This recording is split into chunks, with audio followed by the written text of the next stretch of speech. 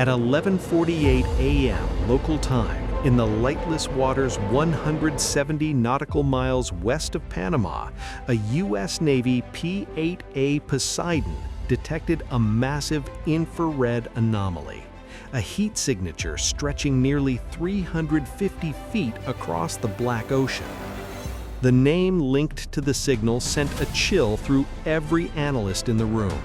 Santa Muerte, the Holy Death. But this was no ordinary ship. It was a mobile drug factory, a floating fortress of fear, engineered to poison entire continents.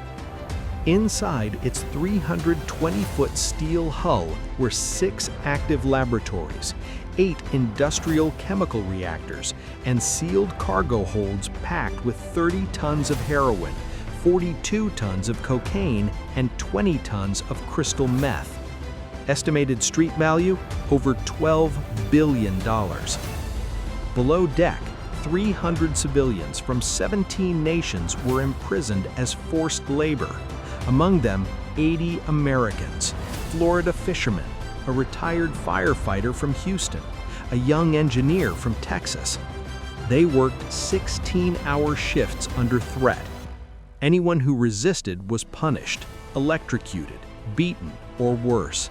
Some never resurfaced, others were sold alive for their organs. Commanding the vessel was Gonzalo El Azabache Morales, a Venezuelan fugitive. In just 4 years, his network had been tied to 2,400 global crimes, kidnappings, executions, organ trafficking. His men live-streamed violence to spread terror. 2 weeks earlier, they had clashed with the U.S. Coast Guard, leaving 1 American officer dead. These were not street-level criminals. They were mercenaries, trained, disciplined, heavily armed. AK-103 assault rifles, RPG-7 launchers, even M134 miniguns. For 15 months, every attempt to capture Santa Muerte had failed. Each time, Morales hid behind civilians, human shields, daring the world to intervene. Now, the Poseidon had a lock. Inside the command center in San Diego, the room went silent. They had finally found it, the largest drug ship ever discovered. And this time, America wasn't letting it disappear. The hunt for Santa Muerte had begun. Could the United States dismantle a floating drug empire without a single civilian casualty? Hit like, comment, and subscribe, because what happens next changes everything. 10:05 a.m., 31,000 feet above the Pacific. Inside the Poseidon, radar operator Lieutenant Sarah Coleman froze. On her infrared screen, a long, glowing silhouette, over 320 feet. The thermal rhythm matched industrial chemical reactors. This wasn't a freighter. It was Santa Muerte. The ghost had surfaced. Within seconds, the data streamed to Task Force Trident, a joint Navy JSOC command center in San Diego. 11 minutes later, confirmation. 96.9% thermal match. No transponder, no identification. But deep within the hull, 6 reactors burned like signal fires. The Pentagon issued an immediate designation: Level Red Narcotics Superstructure, a $12 billion threat drifting through international waters. At 2 a.m. Eastern, a secure call reached the White House. President Donald J. Trump, briefed on the ship for months, listened without speaking. When the briefing ended, he leaned forward. "We're not dealing with drugs anymore. We're dealing with slavery on the open sea. America will not watch its people chained in the dark. I want that ship taken tonight." At 2:12 a.m., the order was signed. Operation Iron Tide. The most complex maritime strike since World War II. The most intricate manhunt ever launched at sea. The plan? 42 stealth suicide UAVs, armed with precision microcharges. 24 Hammerhead X unmanned submarines to blind radar and magnetic sensors, 12 Virginia-class attack submarines deploying 480 Navy SEAL and Delta Force operators, all supported by the U.S. Coast Guard cutter Stratton. As encrypted orders rippled across the Pacific, the ocean went unnervingly still. Every drone, every submarine, every weapon system, all converging on one target. Santa Muerte would not vanish again. Can the world's most advanced navy destroy a ghost that escaped justice for over a year? Comment yes and like the video, because next you're about to witness the moment America takes back the ocean. 2:16 a.m. local time. The ocean fell unnaturally quiet, like it knew what was about to happen. The waves slowed to a crawl. Beneath the surface, inside cold steel hulls, men held their breath, waiting for a single word. Go, one at a time. Underwater drones slipped silently into the abyss, disappearing like hunters that had found a trail. Far above, unseen and untouched, the Poseidon circled patiently, its sensors cutting through fog and darkness. Then a whisper over comms. Target confirmed. West of Panama, the sea looked peaceful. But beneath that calm, America was already moving. From 3 U.S. Navy warships, 24 Hammerhead X underwater drones vanished into the black. No explosives, no weapons, only electromagnetic jammers built to kill radar, radios, satellites. Total blindness. Within minutes, the ocean itself turned hostile. 2:23 a.m. Santa Muerte started to go blind. Radar screens froze, navigation failed, lights flickered, then dimmed, voices cut out mid-command. On the bridge, mercenaries stared at dead monitors, confused, panicked, never realizing an invisible prison had just snapped shut around them. Then the real predators surfaced. 12 Virginia-class submarines broke the surface in a wide ring. Water cascaded off their hulls as hatches opened. One by one, 480 Navy SEALs emerged, faces hidden behind night vision, every man already synchronized. Infiltrate, rescue, end it. The ocean was pitch black. Only the soft metallic clicks of weapons disturbed the silence. 2:26 a.m. The sky came alive. 42 stealth UAVs, Spectre Hawks, dropped from the clouds like living shadows. Each carried a micro-warhead precise enough to eliminate a single guard without harming the ship. In less than 50 seconds, 38 sentries were erased. Muted thumps, brief orange flashes, then darkness returned. Panic ripped through Santa Muerte. Morales' men fired blindly into the night, screaming orders no one could hear. Radios were dead. Drones wouldn't answer. It felt as if the ocean itself had turned against them.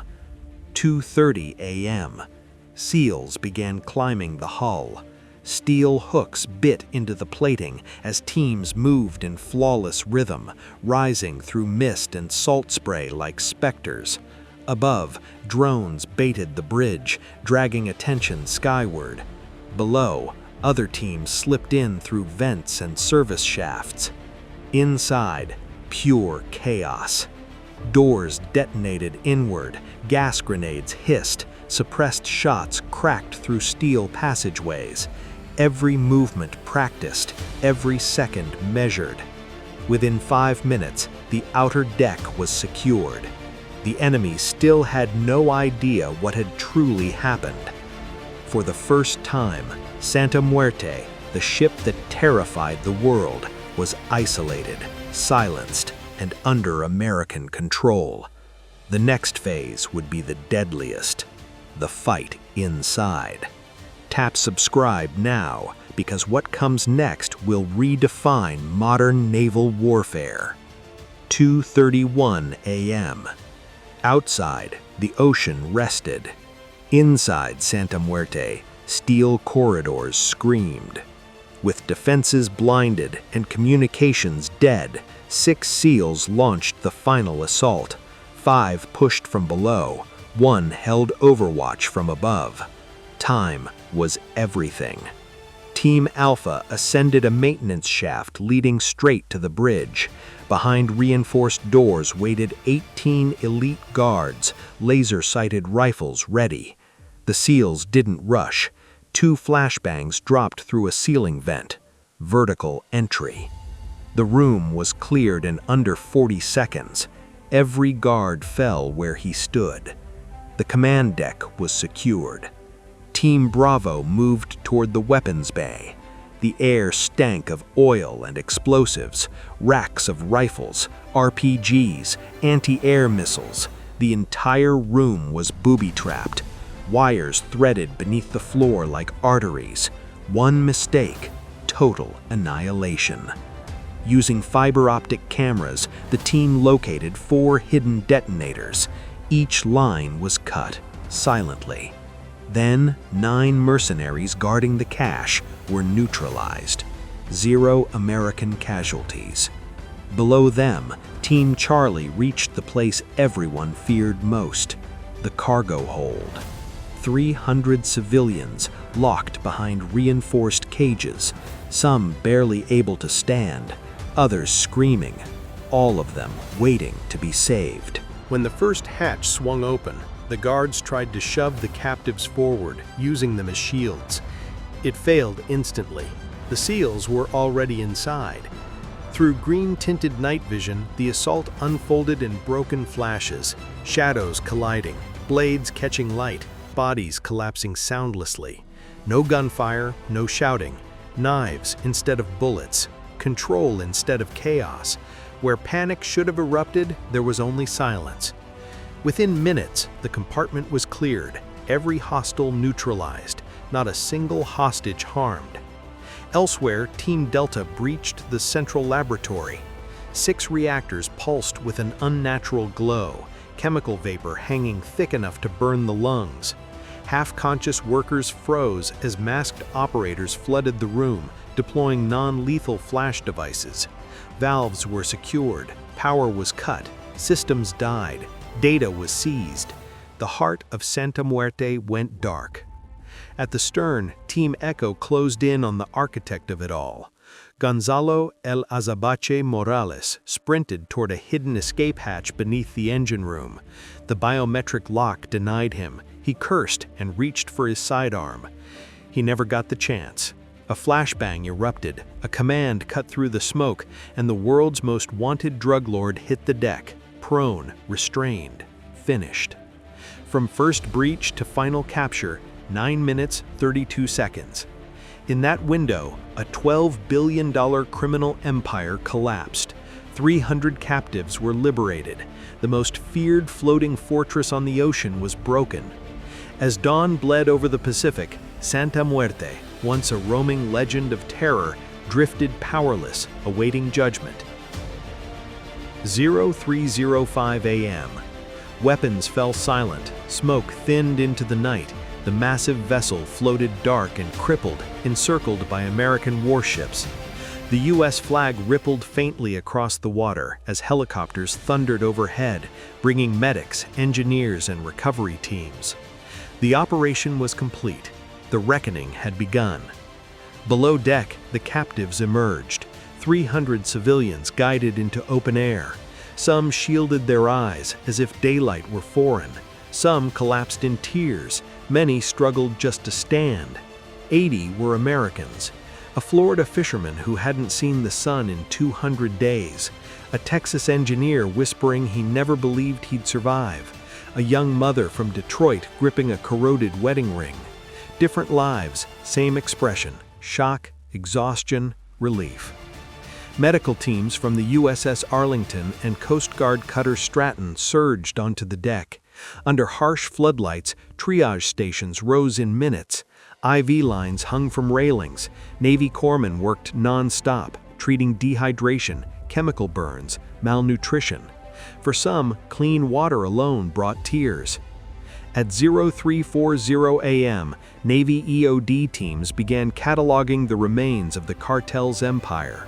The scale was overwhelming: 30 tons of heroin, 42 tons of cocaine, 20 tons of crystal meth, 6 reactors still active at the moment of entry, 300 military-grade weapons, including water, masked by money and power.